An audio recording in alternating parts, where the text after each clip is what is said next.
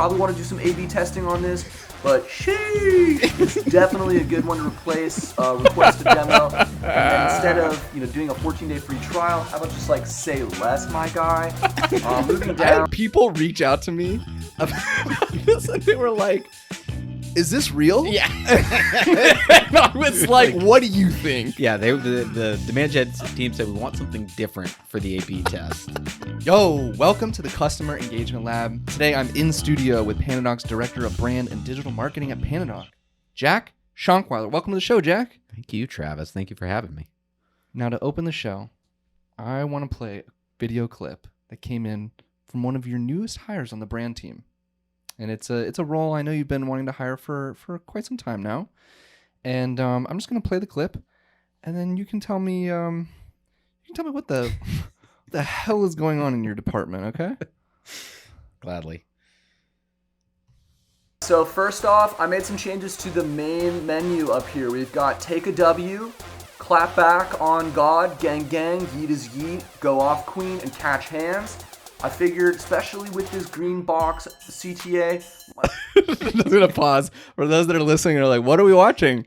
It looks like this new copywriter, he's screen recording the PandaDoc homepage. Yeah. He's made some changes that are a little bit more nuanced, if you will. You could say that. And he's reading them out to Jack about how he made changes to the PandaDoc homepage.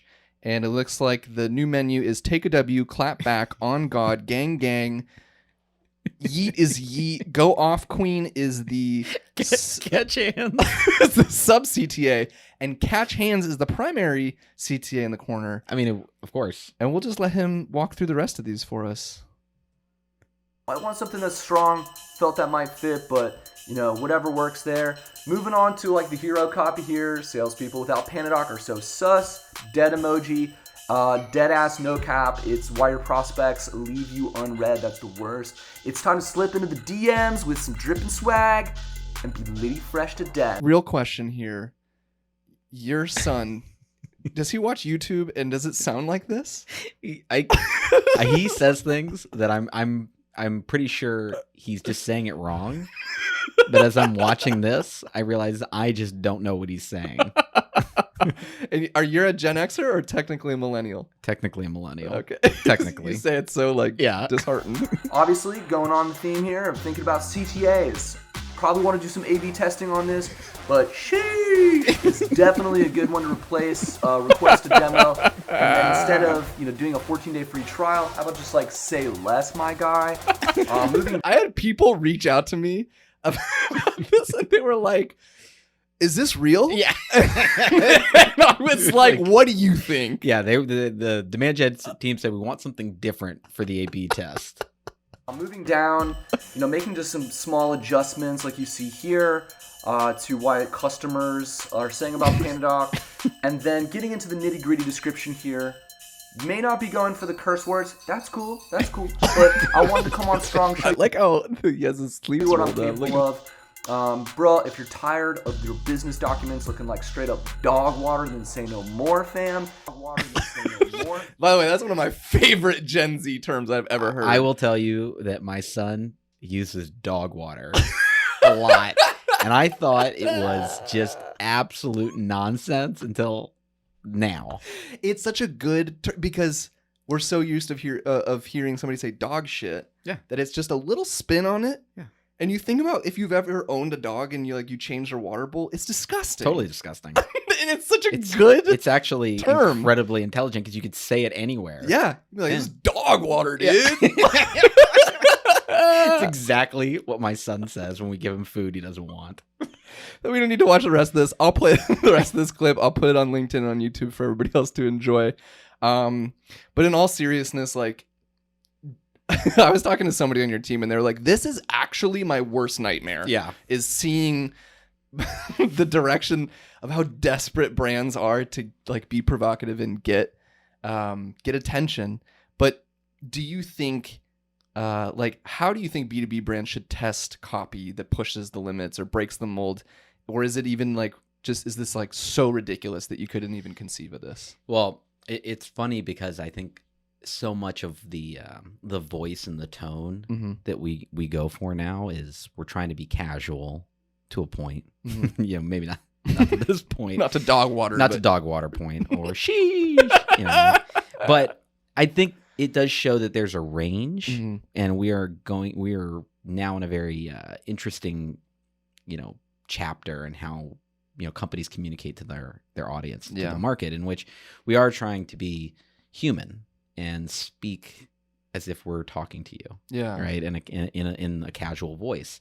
So, like, I'm sure if somebody read copy on a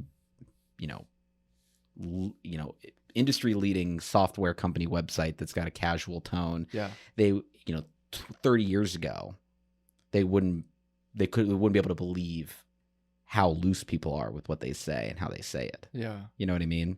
I'd be so curious to see if, I don't know if anybody's done this, but like branding that would not fly in like today's cultural climate. Oh. Of like, Oh yeah. how quickly things would get canceled. Oh yeah. Like, just think of all the cigarette ads. Exactly. Yeah, like, just insane. And that is a vertical that has just been pushed to the brink of like, you are absolutely not allowed to advertise. Yeah. Because what? Because your product kills people. Well, I mean, just when you watch TV, think of how many commercials for spots are funny. Yeah. For products that are not funny, right? Mm-hmm. I mean, and think of the liberties that brands take every day. Mm-hmm. The Super Bowl halftime show or the Super Bowl commercials. You know what I mean? Yeah. Like, everything is, people are pushing the boundaries. Yeah. And we're talking big companies, right? We're Procter and Gamble and companies in I was there. thinking Tide. Yeah. Which I'm pretty sure is a Procter & Gamble like company. there's This is a Tide commercial. yeah, there's tons of great brands, long time products that are like, oh, we're gonna be super loose, and push it. So again, it's not that we're like nowhere close to this, but he'll once he gets sleeves on or something, he's got a chance in 20 years to really move the needle. Once your new hire, gets through his 90-day evaluation, and he gets some sleeves on, maybe take some of the curse words out of the hero copy. Maybe he will push the needle. I mean, he did call it out as might want to A/B test this. Yeah, but it's cool. I like the disclaimer. When we were talking with Matt Price on an earlier episode of the podcast, and we were looking at HubSpot's pricing page, Matt and Andre said something that was really interesting. They're like, it's HubSpot. So, and we were looking, because it was so overwhelming. Their pricing page was like 4 different calculators to use. Yeah. And then Matt was like, he made a comment, I think it was something along the lines of like, either they don't know what they're doing, which is most likely not the case because it's HubSpot. Correct. Or I'm missing something. But this is so overwhelming. And so like when I see some of these bigger brands, I'm like, it must be optimized to all hell. There's no way that a company that has that much capital and that much market share doesn't have a demand gen team that's just like all they do. Like, there's literally one person whose job is like to A/B test the CTA. That's it. Yeah. They don't A/B test anything else on the website. Just the CTA. That's their job. Yeah, and it's true that and I one of the things I lead at PandaDoc is the website. Yeah. And I think we always have to try to find a balance between always just pushing towards what the data shows in terms of optimizing. Yeah. But still find a balance between a great experience, right? I know when I joined, over 2 years ago, we did have,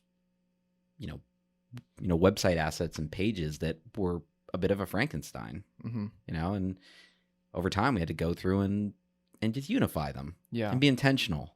But yeah, like, I agree that it's amazing what some of these big companies do, and I mean, like you said, we have to assume they know that it works. Yeah. Right.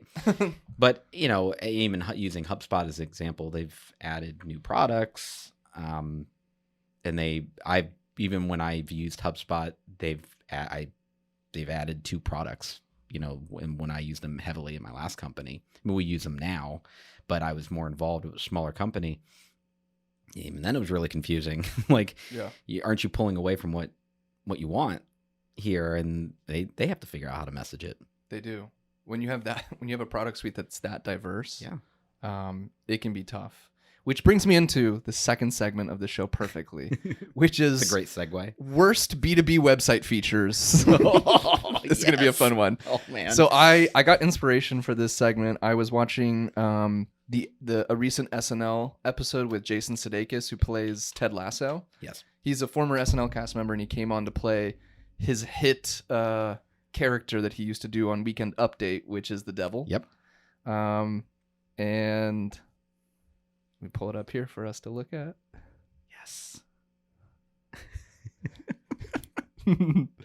So for those that are just listening, I'm about to play a clip from SNL with Jason Sudeikis and Colin Jost on the Weekend Update. This came out, I think, 2 or 3 weeks ago, and it's a good segue for what we're about to talk about.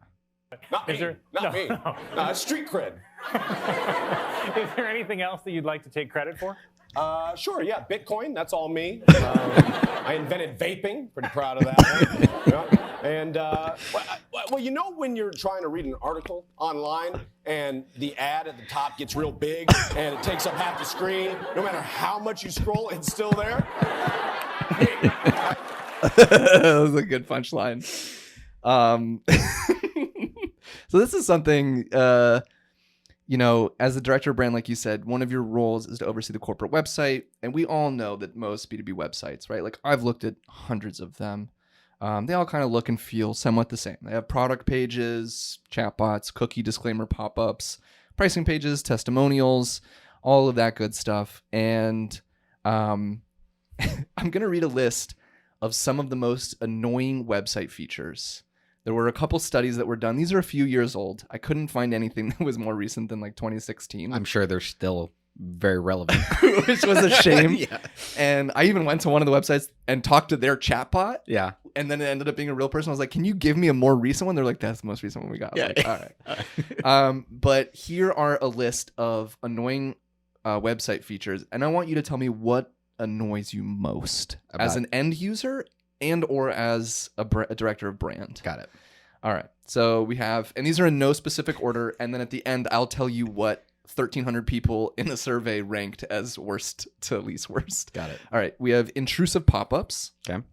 Overt use of stock photos. Video and audio that plays automatically. No contact phone number or contact email. A constant rotating sliding banner on the homepage. Just bad navigation. Slow loading pages. Bad fonts like Comic Sans. Or I think we already know where that's going to go. Or copy that doesn't say what the business actually does. Which is what we were just talking about, where we're trying to be casual. They're being aspirational. So I'll go through them again. Intrusive pop-ups, overt use of stock photos, video and audio that plays automatically, no contact phone number or email, a constant rotating sliding banner on the homepage, bad navigation, slow loading pages, bad fonts, and copy that doesn't say what the business does. So okay. 9. I mean, I can just riff. Whatever is like from a use. Let's start with as a user. What annoys you the most? I have to just say, I don't think anybody should ever use Comic Sans. What's so bad about it, dude? It's ironic. Other than the T-shirt that says like I'm a designer and it's in Comic Sans. It's probably just my number one thing I have to say. The overuse of stock photos. We're very fortunate at PandaDoc because we have great designers and illustrators, and the graphics you see on the site we make, which we're very proud of. Yeah. But this, my career, I haven't always had access and the opportunity to work with such great people. Yeah. And there's a threshold where stock photos, you want them to just not be noticeable. Yeah. Right? They just kind of have to drift into what you're doing, right? But when they're just overdone and you've seen that same doctor with patients so many times over, Shout out to Pexels, which was like my go-to free stock photo website. This podcast is not brought to you by Pexels. Yeah, exactly. But when you're like, I've seen that coffee photo on Pexels before. Oh yeah. Like my favorite is the overhead view of a table with people, and there's like an empty notebook, a coffee, a canary yellow coffee mug. You know what I mean? And it's got like the little stickies that you put on a notebook that are like neon green and red. Yeah, there's like so much saturation like in the image, and the people are dressed like they're from the Flintstones. Exactly what you're like one person's in like a bright blue shirt and like a purple sweater, and like nobody dresses like this. You know, I don't know. I'm getting hung up on the stock photos because they drive me crazy. But there are website features that are killing customer engagement. Yeah. Especially for more serious buyers. Well, interestingly enough, there was a period of time in which everybody wanted a rotating slider. When the hero section. This one came up, I was like, I've worked on websites that there was I remember, I think back early in my career when, either I worked for a company or as a, freelancer, people are like, oh, I want that hero section that moves, automatically and maybe like has a transition. You're like, bro, I got a WordPress widget. I got a theme. And now, we have data that just shows that doesn't work, and it doesn't perform very well on mobile devices, so it's not a great experience, and there's no point in doing it. Yeah. I mean, we have animation in our hero section, and we do, but we did A/B test it against static images, exactly, and it didn't perform. The animations performed better. That's why we've kept them there and reiterated them. And we use them a lot because of that. But yeah, it's amazing how that transition went from slider to don't use it. So if you go to a website now and they've got like 7 slides and they're not Apple, like in their hero, like, they probably are due for a refresh. Pop-ups and things it depends on the purpose of it. Yeah. And obviously, as Sudeikis said, like the thing that moves with you, you know what I mean? Like there are instances where we want to offer things and make them available, but we don't want them to be like immediately on page load, maybe when someone's going to leave.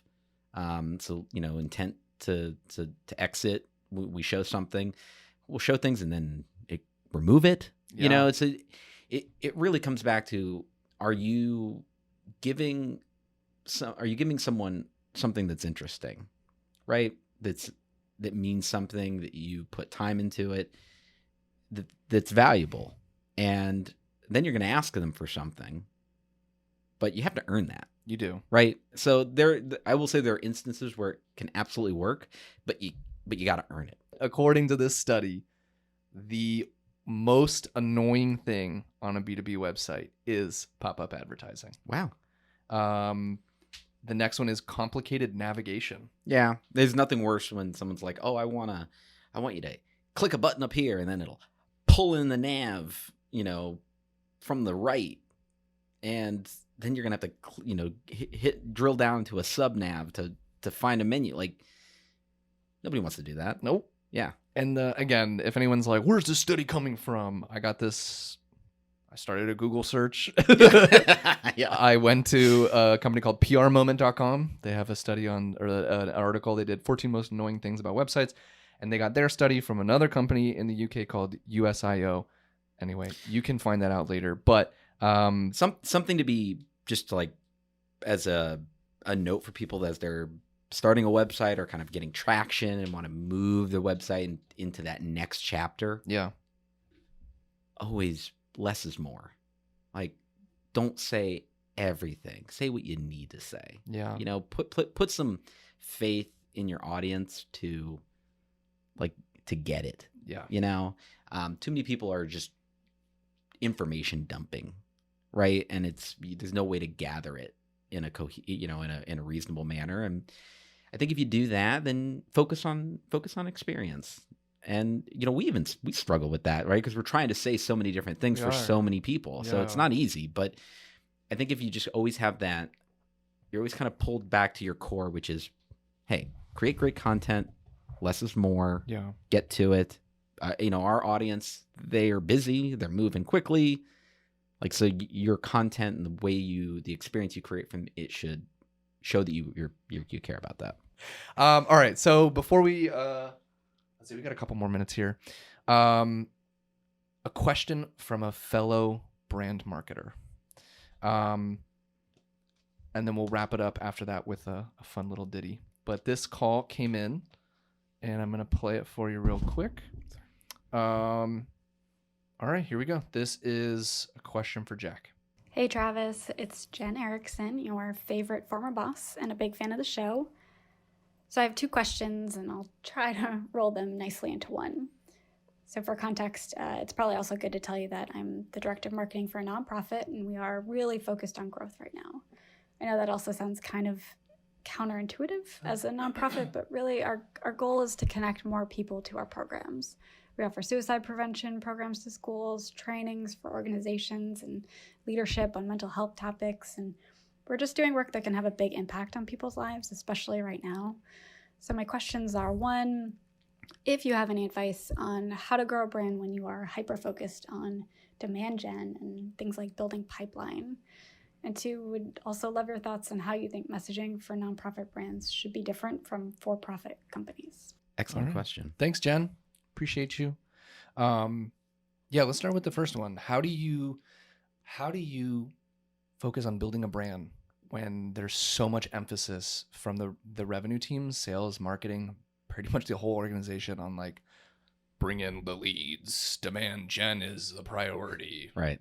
Yeah. So I think what's critical with a brand is you have to make it something that, you can strategically place across different parts of an organization to enable them to move as fast as possible. Like that's what the brand is there for, right? Anybody that's started a company will tell you it's like, okay, what is it? What does it look like? And there's all these questions they have to answer. And if every single time they want to do something, they're like, okay, but how does my company do it? Like if you don't have a brand, then you have to ask those questions every time before you do something. So what's critical is to take it and say, this is what it is. Here's how you talk to people. Here's why you talk to them that way. So everybody feels like it's coming from the same voice, right? So when you write something, you write it this way so that they feel like one person is talking to them and it's somebody that understands them, right?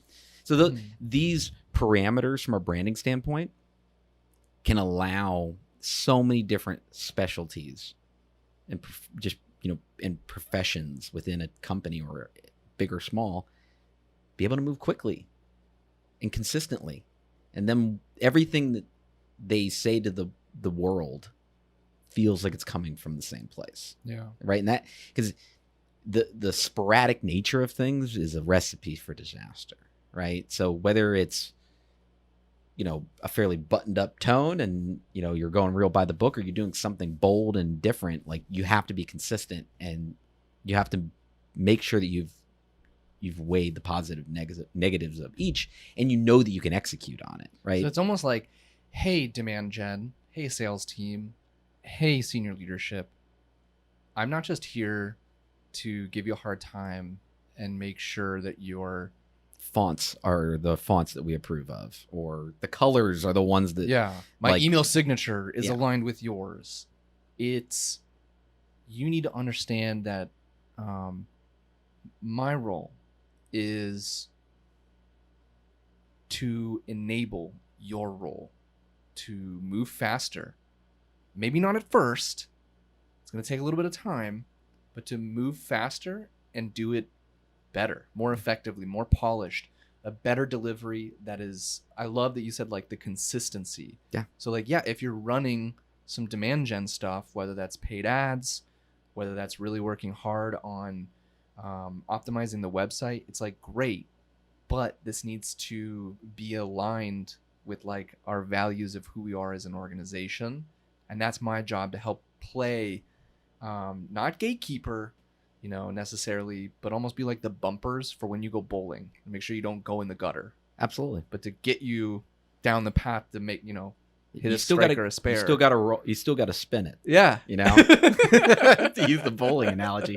But yeah, it should only kind of unlock you. Yeah. Right. And just allow you to move. Right. And I think it's like, as I said before, it's like the fonts and the colors and whether it's the right logo file. Like those are shallow things. Like really branding is about the consistent group kind of moving as one. Yeah.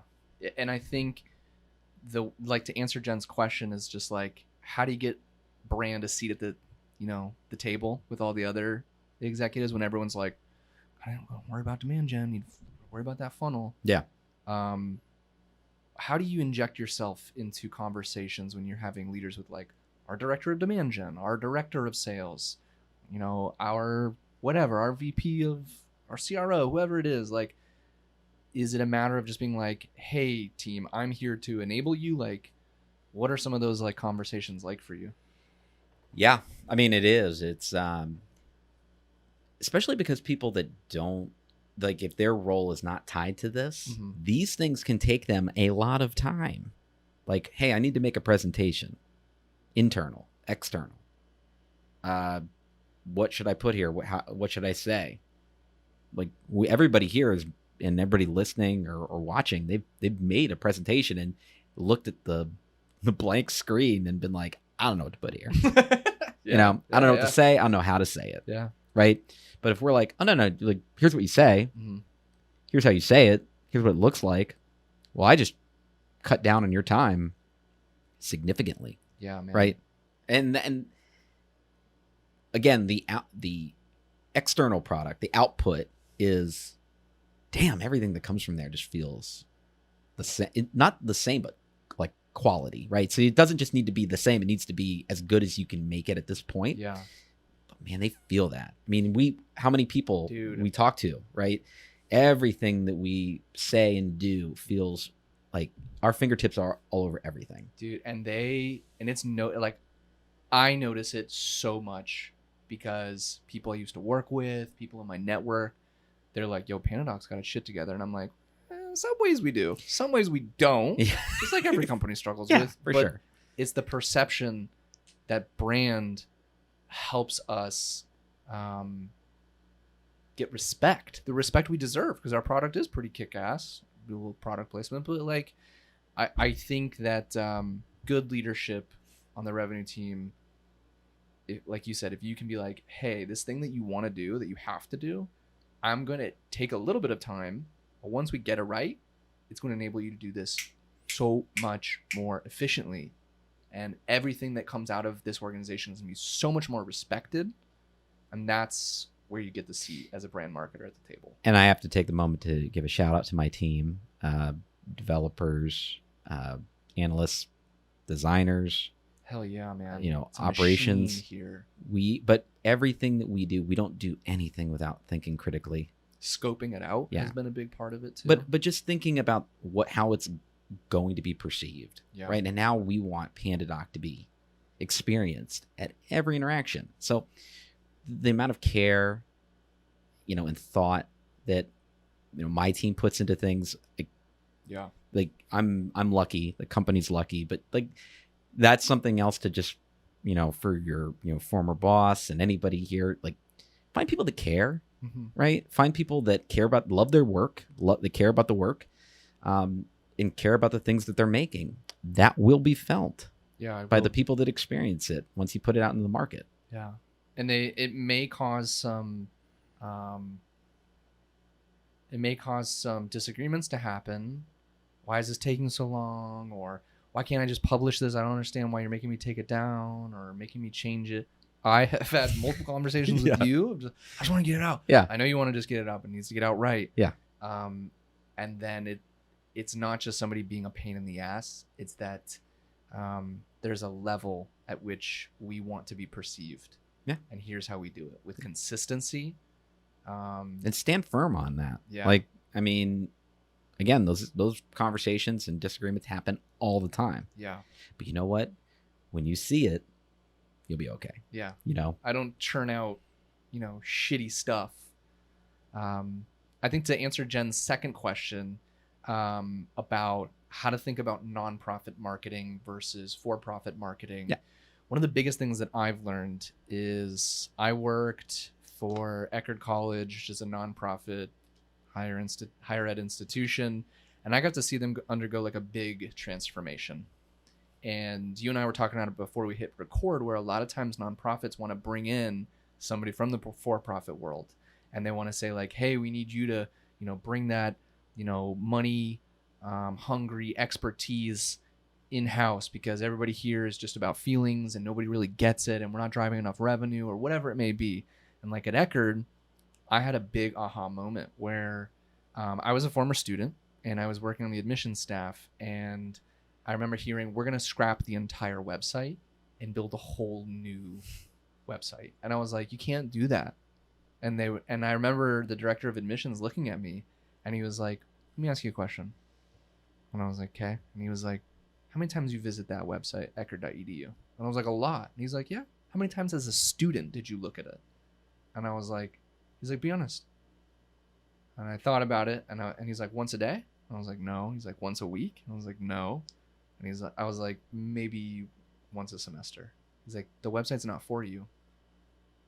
And I was like, what do you mean? He's like, the website for Eckerd College is only for admissions.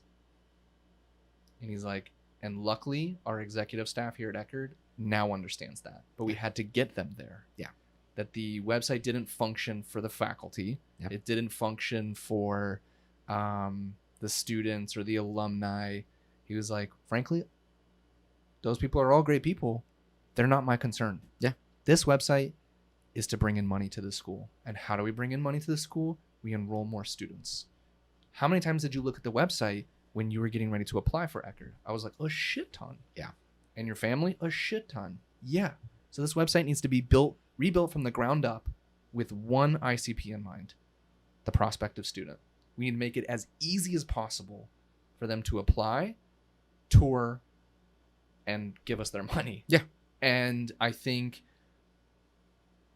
that's really interesting, because what you brought up was there are a lot of B2B companies who don't want to, feel so sleazy slinging their e-signature software. Yeah. And they want to elevate their messaging on their website, their digital storefront, and their branding to be more of a feel-good experience. Yeah. Something that somebody feels. I said it. They want to pull at your heartstrings. They want to pull at your heartstrings. So there's this interesting balance. And I would recommend, I'm not going to play any clips from it, but I would go check out a TED Talk from Dan Pallotta, where he does such a good job of talking about how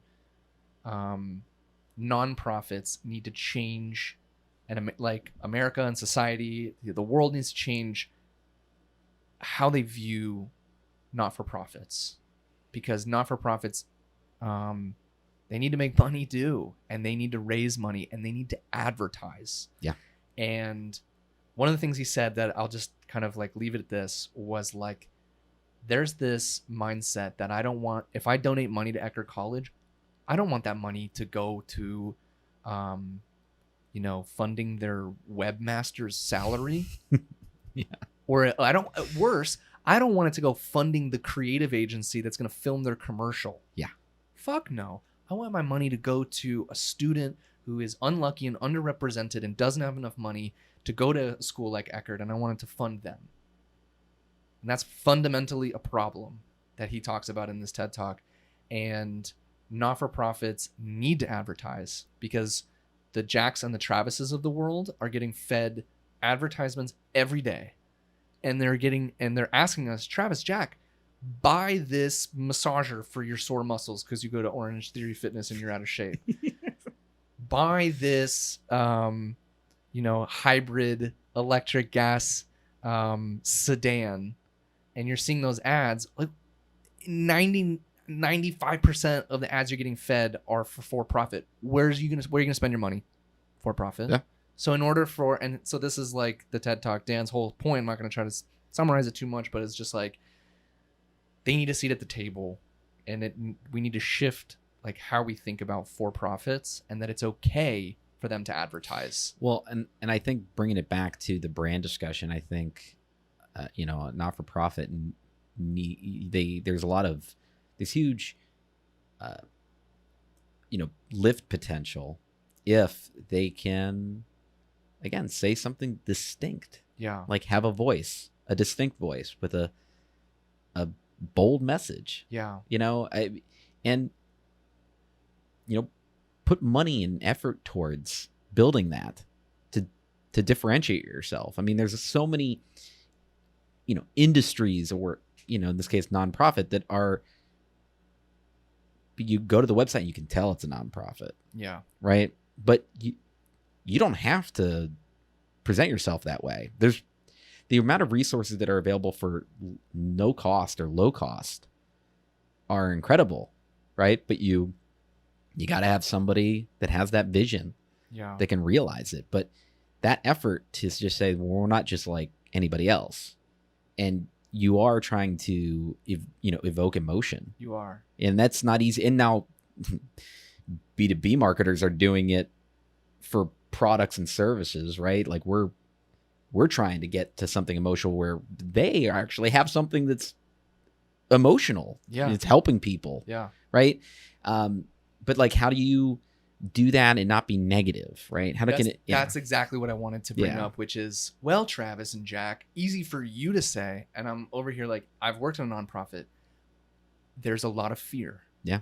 There's a lot at stake. Not that there's not a lot at stake if I do something stupid here at PandaDoc, but, there's probably more fear now, I would think, than ever for nonprofits to make a mistake in a marketing campaign to go wrong and to attract all this negative social media attention. And then it's just like, well, what do we do now? You wanted to go with this bold idea. Look what it got us. Now we're trending on Twitter and everybody thinks we're, assholes. Yeah. We're the next Coney 2012 or whatever that guy did. And I would challenge it. And my answer to Jen would be, we need, like Dan said in the TED Talk, we need to challenge the notion that nonprofits can't advertise. It shouldn't be a priority for us. It's not where our money should go. I disagree. I think double down on the advertising, double down on being bold in a thoughtful way, right? Like in a way we talked about, where you have some people in the room who are going to, be like, hey, maybe we shouldn't do that. Not just a bunch of, nodding yes people that are saying yes to everything. When you talk to somebody who works for an organization like that, they have such passion about it. Mm-hmm. And the question is, does your homepage of your website, does it have as much passion? Does it say as much? Like, how can you get that? Yeah. What you feel here? Yeah. How do you get that onto a page, then get it across to somebody in seconds? With a GIF animation and and a banner that takes up 3/4 of the screen. No, I love what you just said though. Yeah. That is so important. It's that is what design is. It is taking that emotional, passionate response or a view that you have, and you are putting it into, a different media. Yeah.